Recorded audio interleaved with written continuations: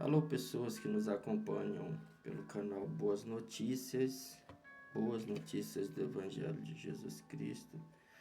Estamos de volta para aquela nossa sequência intitulada Notícias do Reino dos Céus. Estamos gravando esse vídeo em conclusão daquela série sobre as 3 investidas do diabo contra Jesus, ou seja, a tentação de Jesus no deserto. Nós ficamos devendo um ponto, que é a última investida, ou a última tentação, como alguns preferem. Quando o diabo, no texto de Mateus, tá? Capítulo 4, se você quiser acompanhar aí, tá? Mateus capítulo 4, versículo 8. O texto diz assim: E levou ainda o diabo a um monte muito alto, e mostrou-lhe os reinos do mundo e a glória deles, e lhe disse: Tudo isso te darei se prostrado me adorares. Então Jesus lhe respondeu: Retira-te, Satanás, porque está escrito: Ao Senhor teu Deus adorarás, e só a Ele darás culto. Nós vamos fechar essa sequência com a explicação, né, desse texto. E você que nos acompanha pelo canal, seja bem-vindo. Você que é membro, você que é inscrito, nós agradecemos as pessoas que já se inscreveram, pedindo que você compartilhe o vídeo. Se você gostou, dê like e compartilhe o nosso canal. Você que ainda não é membro, seja bem-vindo a esta comunidade. Este é um canal híbrido, porque nós falamos pelo menos de temas bíblicos, tá? E temas da área também de saúde mental, psicologia, tá? A psicanálise. E estamos aqui para ajudar você, tá? Para ajudar você a ter saúde mental, saúde espiritual e até mesmo física, com algumas dicas que a gente dá aqui, tá? Mas vamos para o texto, vamos para o fechamento dessa série que nós começamos, a tentação de Jesus. E essa parte do texto, tá? Ela é bastante importante, porque ela é muito rica em associações, tá? O que Satanás faz aqui, por exemplo, remete a um acontecimento do passado, quando próximo ao momento da morte de Moisés, Deus lhe dá uma ordem que suba a um monte, tá? Monte Nebo, se não me falha a memória, ali em frente à terra de Moabe. Um dos destinos finais de Moisés é subir ao monte, tá? Deus dá a ele essa condição, esse privilégio de, antes da sua morte, poder contemplar tudo aquilo que dentro da aliança Deus havia prometido a Abraão, mas especificamente ao descendente de Abraão. Então, Deus solicita que Moisés suba ao monte, um monte alto, e de lá Deus mostra a Moisés os reinos da terra. Ele mostra toda a campina de Moabe, todas as regiões, desde Dan até as terras mais longínquas, até tudo, como diz o texto, que os olhos de Moisés podem contemplar. E Deus lhe diz: tudo isto darei ao descendente de Abraão, a descendência de Abraão, que seria o povo da promessa, o povo da aliança, esse povo que Moisés conduz pelo deserto. Porém, fatidicamente, Moisés não entraria nessa terra. É um cenário físico, é um cenário de reinos, de terras, né, físicas, tá? Deus mostra esse reino, essa posse, porque dentro da aliança que Deus fez com Abraão, e ele reitera isso a Moisés, Deus prometeu na aliança que o seu povo teria uma terra, tá? As promessas asseguram ou garantem a posse de uma terra e um reino a Israel. É interessante porque não faz muito tempo, recentemente, Israel se tornou uma nação e possuidora da sua própria terra, né? Bem como naqueles tempos Israel teve reis muito fortes e teve uma terra à sua disposição até o tempo em que foi levada ao cativeiro babilônico. Israel, na verdade, foi levada ao cativeiro assírio e Judá ao cativeiro babilônico.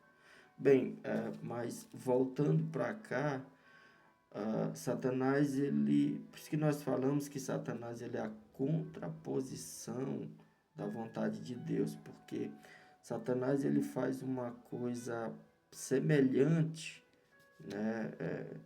Ele associa um acontecimento do passado com a próxima tentação. Esse é o pano de fundo. Ele leva Jesus um cenário semelhante ao monte mais alto daquela região, e ele mostra a Jesus os reinos da terra e a glória deles. Só que enquanto Deus vai asseverar a sua promessa ao descendente de Abraão e mostrar para Moisés isso, Satanás vai tentar Jesus mostrando a ele e citando a possibilidade de que Jesus receba dele, receba como posse.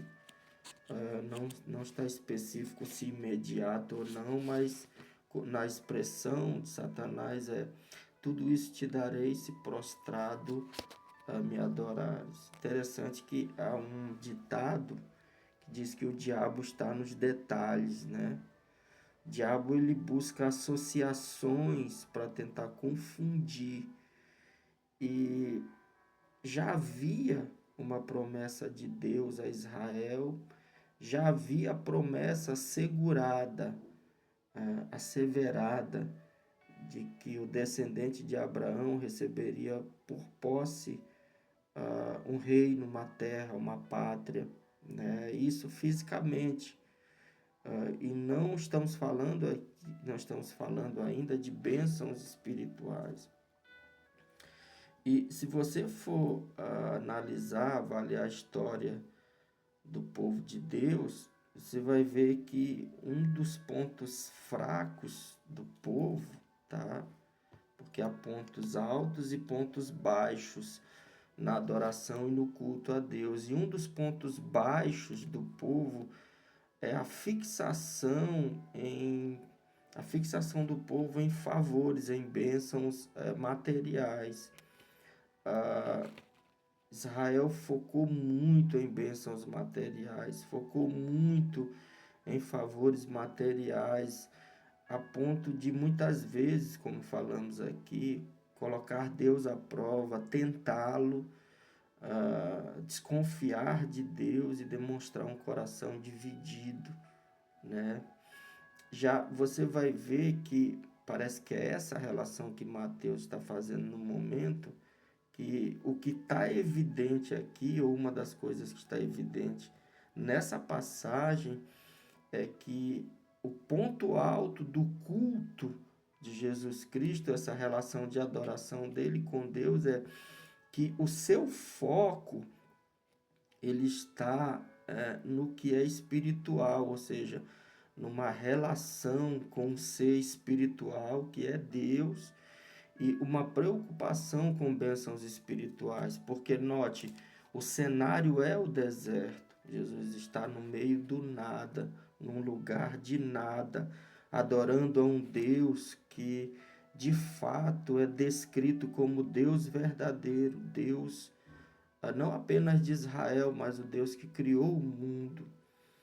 E Jesus está na presença do Deus Todo-Poderoso, Senhor de toda a terra, mas ele está ali de forma ah, até mesmo descrito pelo texto como não estando ali obtendo ganho algum, não estando ali num cenário de busca ou de perseguição por bens, por riqueza, seja lá o que for, até porque o cenário descreve uma escassez, o nada.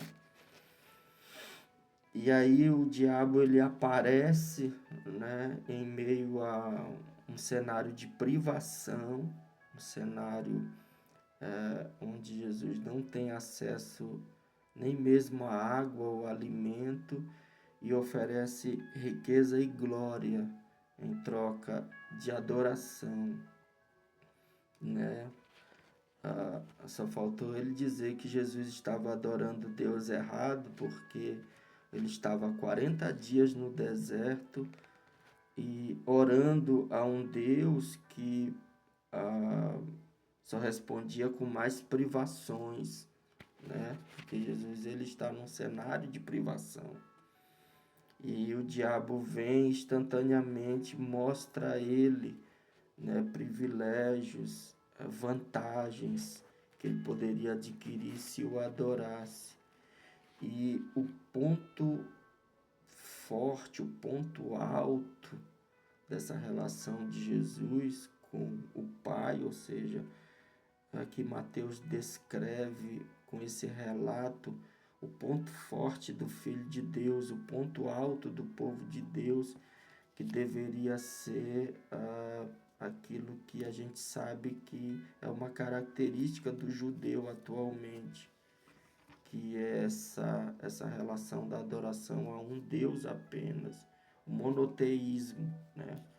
Um ponto alto, um ponto forte, um ponto que está em foco aqui no texto, é o monoteísmo, o culto, a adoração, a relação ao único Deus, e por que não dizer ao Deus de Israel, ao Deus da igreja, a esse Deus que criou os céus e a terra. Então, Satanás ele tenta Jesus num ponto em que o povo de Israel muitas vezes fracassou, o que se tornou uma armadilha para o povo de Deus, que seria essa fixação por bens, por riquezas, por glória. E essa fixação por glória, por riquezas, por bens, continua se constituindo como uma armadilha para muitas pessoas, para muitas religiões que pretensiosamente dizem que adoram a Deus. Bênçãos materiais não eram o foco da igreja primitiva. Bênçãos materiais não era o foco de Cristo. Ele descreve isso, que não deve ser, o exemplo de Jesus é que não deve ser o foco do Filho de Deus, bênçãos ou riquezas materiais, mas sim a adoração, o serviço único e exclusivo ao verdadeiro Deus e ao único Deus, por que não dizer assim, tá? Essa relação com Deus de adoração deveria ser primária e priorizada pelo Filho de Deus, ao ponto de rejeitar a ideia de adorar a um outro Deus ou incluir no culto a Deus quaisquer tipos de imagem ou ídolos que pudessem ser adorados ou tirar o foco da adoração a Deus. Porque muitas vezes Israel apresentou ao único Deus um culto, uma adoração, mas cheia de sincretismo. Por exemplo, em alguns momentos da história do povo de Israel, povo de Deus, Deus foi adorado de forma sincrética, de forma mista, porque o culto a Deus, ele vinha carregado, recheado de simbolismos, imagens e até mesmo personagens ali incluídos que faziam relação com crenças de outros povos, que tiravam o foco da adoração do culto. E é importante notar que Jesus vai o tempo inteiro, durante as 3 investidas, demonstrar que a coisa mais necessária para que esse culto, essa adoração, esse serviço a Deus não se torne um desserviço, né, de forma inconsciente. A coisa mais importante para que isso não aconteça é que você ame verdadeiramente a Deus, que você inteiramente, não apenas acredite em Deus, mas tenha essa relação como uma relação em que você está focado nela. O relacionamento com Deus, ele exige foco, ele exige que tenhamos um compromisso verdadeiro. E Jesus, ele rejeita a tentação do diabo, que para muitos, né, muitos têm caído nesse tipo de tentação, a tentação de priorizar, de adorar a outros deuses, ou até mesmo a obter, né, ter na sua vida um outro foco, uma outra direção que afaste você, que distancie você do Deus verdadeiro. Esses perigos constantes, eles estão aí, eles são verdadeiros, eles são reais. Então, por muitas vezes, Israel adorou a outros deuses, incorporou outros deuses na liturgia, tá, do templo, no afã de obter bênçãos materiais, bênçãos como riquezas, como glória, posição, influência.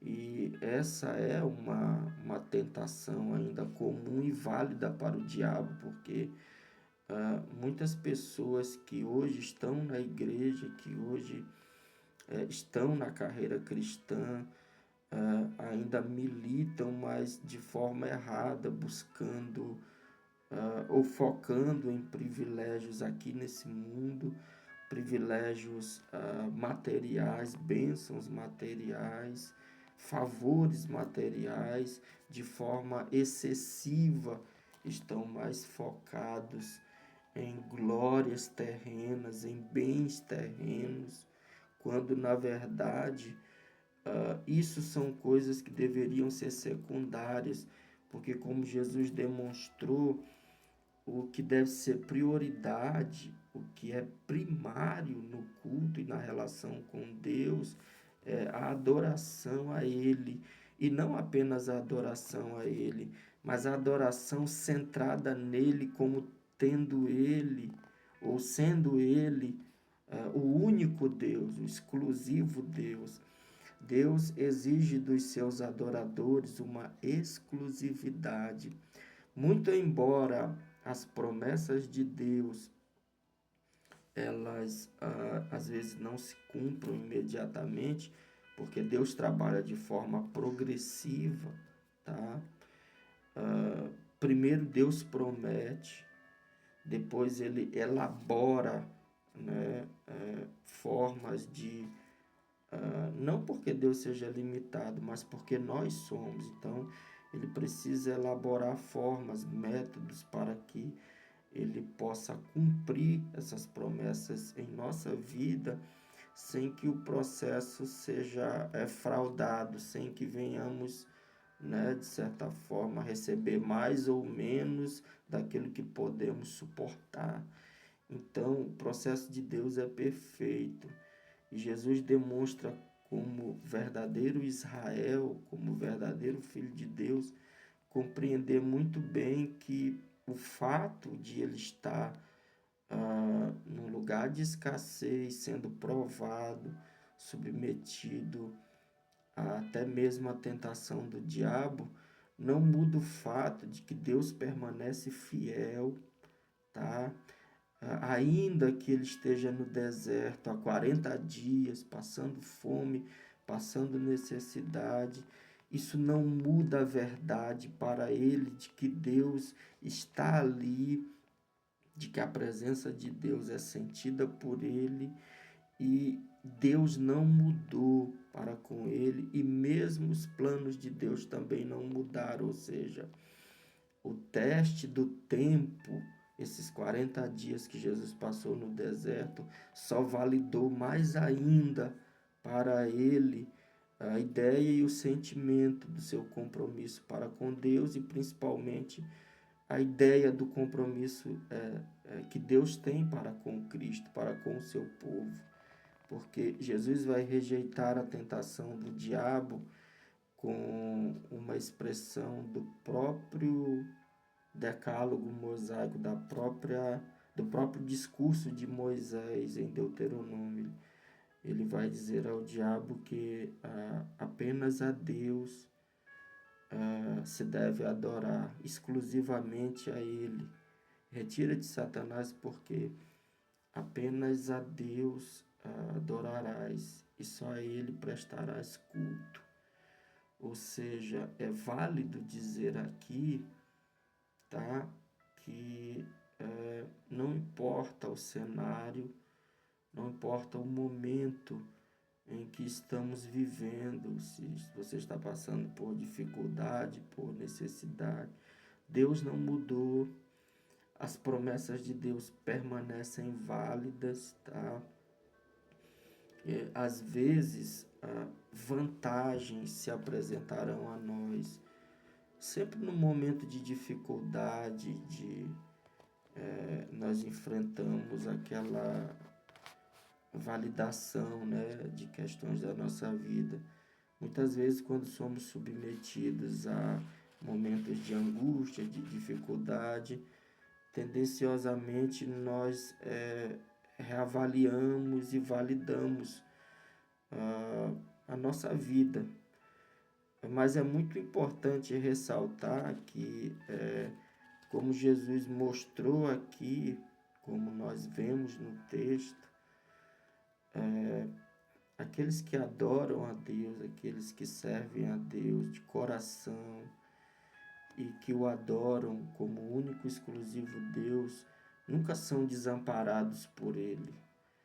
E é sempre importante ficar atento, porque possivelmente nós vamos ser tentados e nos serão oferecidas vantagens para tirarmos o foco do culto, deixarmos de adorar a Deus única e exclusivamente e prestarmos culto ou serviço aonde Deus ele vai perder sua exclusividade, porque a ideia de você tirar o foco, de você deixar de adorar a Deus para adorar a um outro ser, para adorar a outro indivíduo, outra questão, na tentativa de obter favores, de obter glória, de obter posição, isso tem um custo que é Deus afastar-se de nós, porque na relação, uma das condições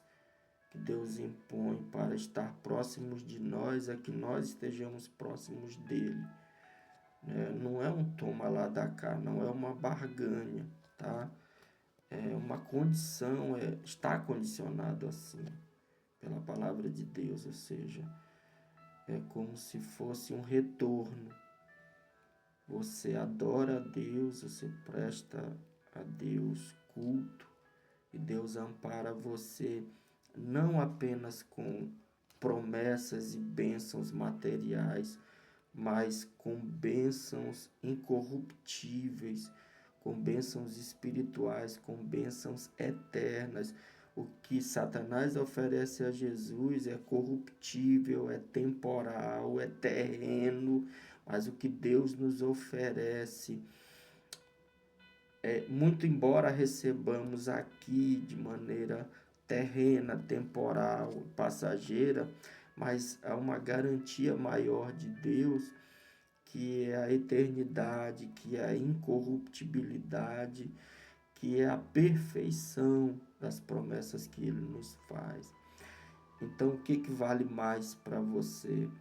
É focar na sua relação com Deus, é adorá-lo única e exclusivamente, não apenas no afã de obter de Deus algo, mas de experimentar uma relação com Deus, onde você e eu, né, sempre teremos ganho, porque uma das coisas que também está em evidência no texto é que quando nos relacionamos com Deus, como Jesus Cristo demonstrou a sua relação com o Pai, quando o amamos, o adoramos, o servimos de todo o coração, há uma transformação, uma mudança em nós operada pelo seu Espírito, que nos faz não apenas validar e avaliar, mas compreender de forma sábia, de forma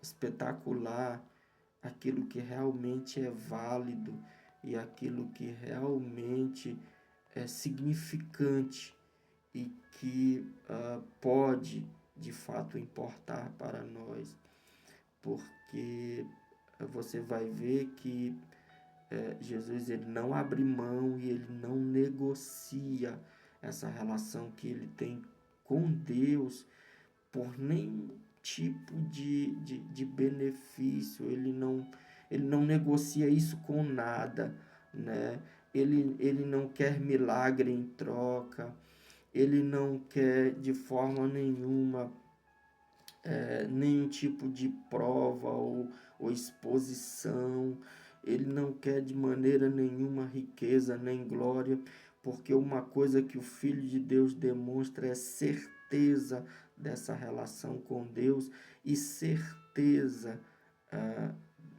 ou seja, certeza de que ele não apenas está seguro, mas é que há garantias que são asseguradas pela sua própria fé de que Deus cumprirá as suas promessas. Então, a gente poderia comentar muito mais sobre esse vídeo, tá? Ou melhor, sobre esse texto. Mas eu encerro por aqui, tá? A participação nessa parte, né? E se você tem alguma dúvida, ficou alguma dúvida, comente aqui, né, na descrição do vídeo, tá? E a gente vai continuar a sequência, tá? Se você tem sugestão, curta o nosso vídeo, compartilhe com alguém que você acha que precisa e fica aqui a nossa dica, acompanhe os nossos vídeos, siga-nos, estamos aí com essa comunidade para ajudar pessoas, para compartilhar com as pessoas um pouco mais do que compreendemos sobre a palavra de Deus. Muito obrigado, fique com Deus e até a próxima.